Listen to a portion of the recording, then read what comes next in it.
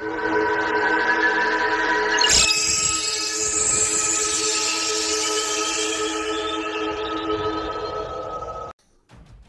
Assalamualaikum warahmatullahi wabarakatuh. Saudara rekan-rekan Gerbang 7 Tangsel di mana saja Anda berada.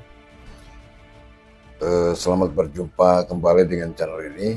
Untuk video kali ini saya akan coba membedah hasil pertandingan antara timnas Indonesia usia di bawah 23 tahun yang baru saja selesai melawan Gini di Prancis, Paris, di mana tim nasional Indonesia menderita kekalahan 0-1 dari Gini.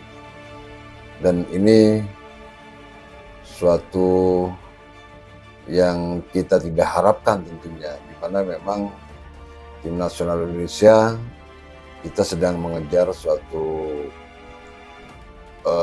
prestasi untuk bisa ikut di dalam Olimpiade nanti di Paris, Prancis. Tetapi pada pertandingan yang belum lama kita saksikan ini, sungguh sangat disayangkan Indonesia kalah 1-0 dari Guinea ya, atau Gini, yang diperoleh dari kotak penalti. Nah, kalau kita berbicara tentang kesebelasan Gini di usia 23 tahun, memang mereka bertabur bintang-bintang yang bermain di Eropa. Kemudian peringkat negara mereka juga lebih baik daripada Indonesia, 76 ya, dengan kita 134, tentunya sangat jauh sekali. Tapi kalau kita lihat permainan tadi, Indonesia kita ini berhasil mengimbangi Gini, terlepas adanya suatu pelanggaran di dalam kotak penalti, tapi kita melihat pada babak kedua kita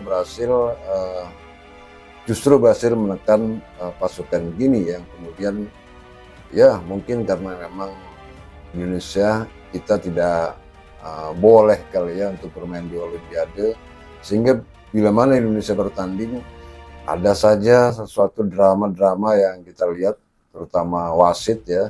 Kalau tidak wasit kemudian VAR, dan dalam pertandingan tadi memang tidak ada VAR, yang ada hanyalah wasit.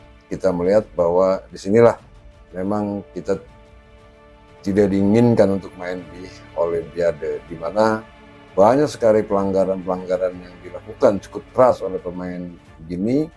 Tapi pada akhirnya tim kita yang selalu dirugikan, tim nasional Indonesia yang selalu dirugikan dengan keputusan-keputusan wasit. Kita melihat bahwa meskipun pemain tim nasional Indonesia di bawah usia 23 tahun ini, kita banyak kekurangan pemain, terutama pemain bawah ya, di mana kapten tim nasional U23 Rizky Ridwan tidak bisa tampil karena akumulasi kartu merah. Kemudian Justin Hubner yang tidak diperbolehkan untuk kembali lagi memperkuat timnas U23 karena harus kembali ke Osaka, Jepang. Kemudian juga Elkan Bagot yang sudah dipinta oleh PSSI tapi tidak diizinkan oleh klubnya, sehingga memang kita kekurangan pemain bawah, terutama leader kita di bawah ini tidak ada. Sehingga dalam pertandingan tadi kita melihat Indonesia bermain apa adanya.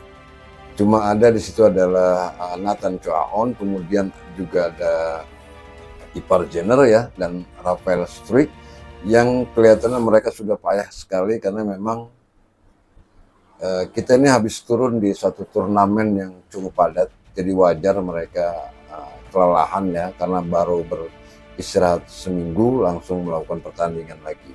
Nah, kalau kita lihat memang dari pola permainan Indonesia, sebetulnya permainan Indonesia terhadap Gini ini tidak kalah jauh ya. Artinya kita bisa mengimbangi pemain-pemain dari Gini, tapi memang banyak peluang-peluang yang memang seharusnya kita bisa selesaikan menjadi gol.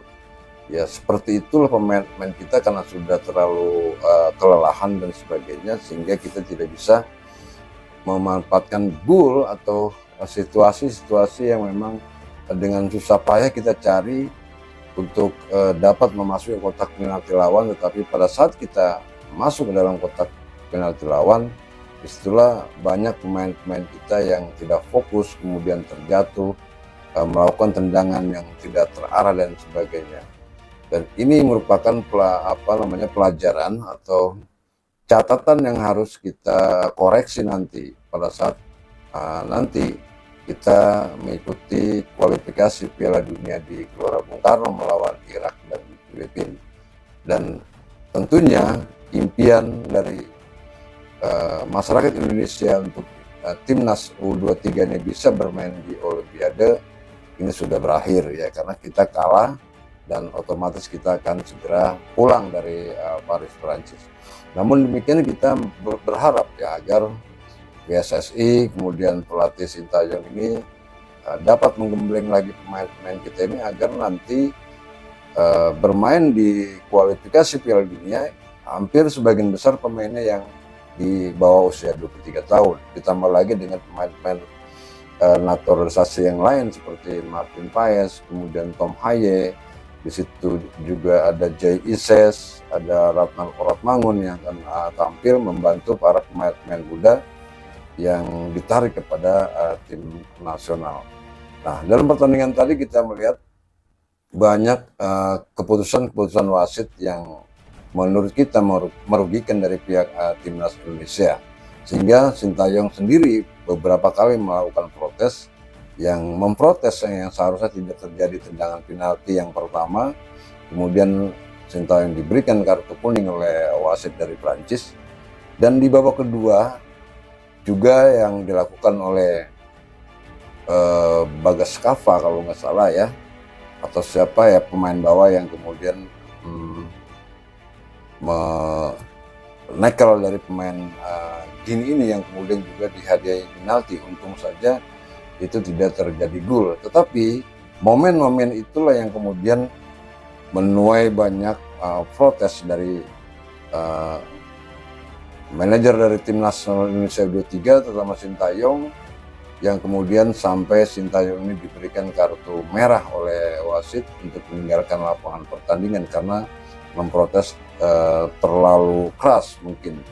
Dan memang kita melihat di situ bahwa kalau tidak salah Alfredo Dewangga yang kemudian dihadiahi tendangan penalti itu.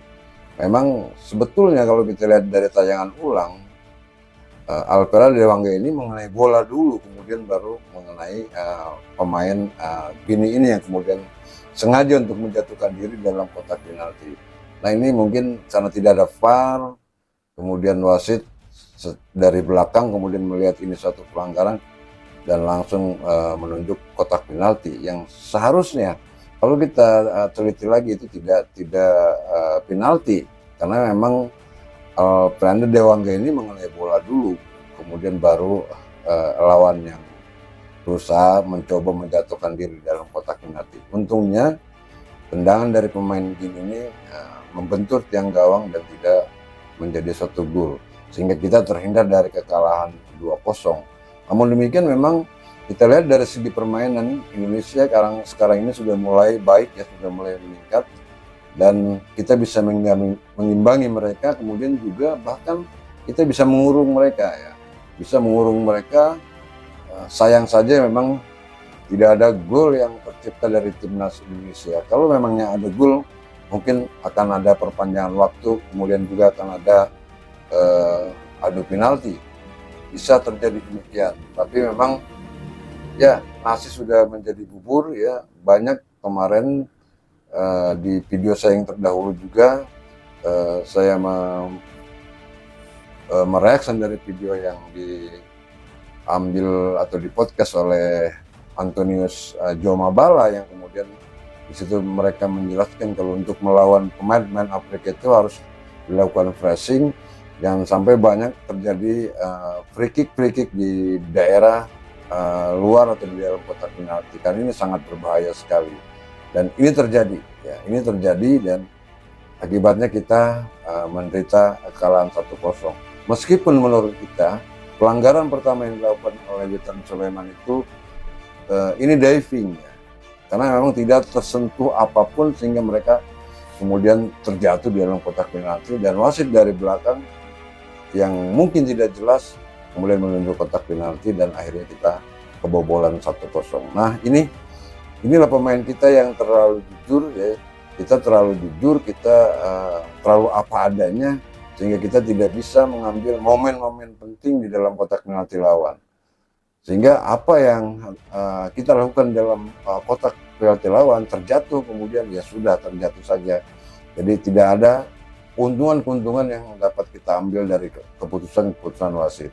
Lain dengan mereka memang sudah mempunyai pengalaman di Eropa yang bila mana di dalam kotak penalti lawan jangan pun kita langgar ya, kita senggol saja mereka sudah berguling-guling dan sebagainya. Itulah salah satu dari kelebihan pemain-pemain yang sudah berpengalaman, sudah main di Eropa dibanding dengan pemain-pemain kita yang hanya sebagian kecil saja bermain di Eropa, yang lainnya adalah pemain-pemain yang berada di Liga 1 di Indonesia atau Liga domestik. Mudah-mudahan ke depan Sintayong bisa memupuk mental para pemain-pemain usia U23 ini untuk, karena nantinya mereka akan dipasangkan dengan tim senior untuk melawan Irak dan Filipina pada tanggal 6 Juni yang akan datang. Dan ini juga pertandingan yang sangat penting sekali karena ini kita akan memperebutkan masuk kepada fase ketiga dalam kualifikasi Piala Dunia.